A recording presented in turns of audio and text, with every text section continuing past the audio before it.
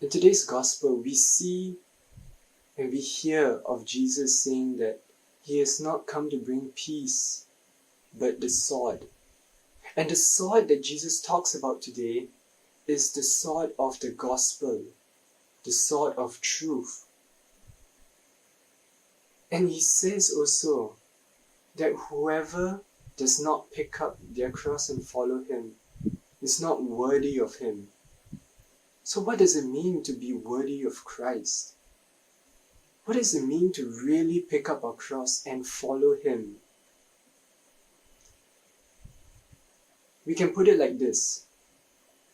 If we are followers of Christ, then we know that we have to follow his commandments and we have to stay true to his teachings.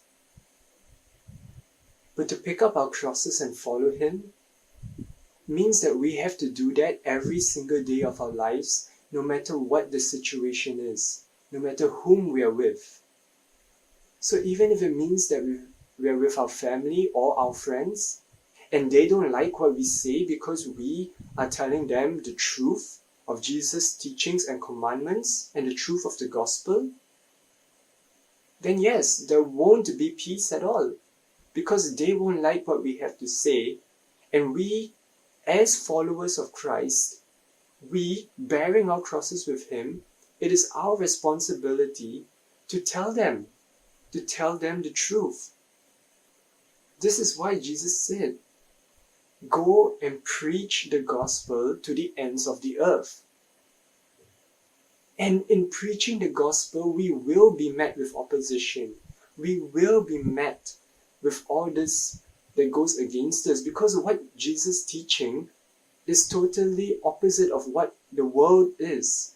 It's the opposite of what society is. It's the opposite of what culture is. And this is the reality of it. To be a Christian in today's world means that we have to bear our crosses in all circumstances. Yes, it might be a tough thing to do, but Jesus is there with us because he himself did it. He himself went to all the towns and he proclaimed the good news, and he was met with opposition as well. He does not leave us alone to fight. He fights our battles with us.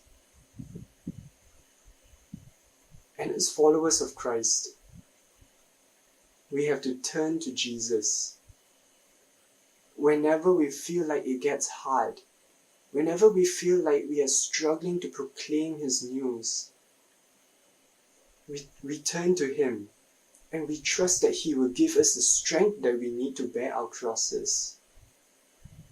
And yes, we do have to put him first, even above our family or our loved ones.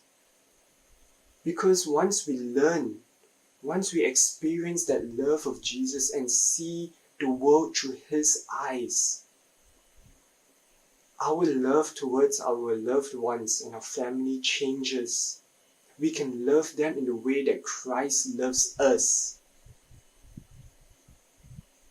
And then, when we preach to them, they'll be more willing to accept the word that Jesus has to say, because they are not seeing it through their eyes, but they are experiencing the love of Jesus, preached by someone who is fully in love with Jesus, who puts him first. And that is why the apostles and disciples, this is why Jesus told them this before he sent them out.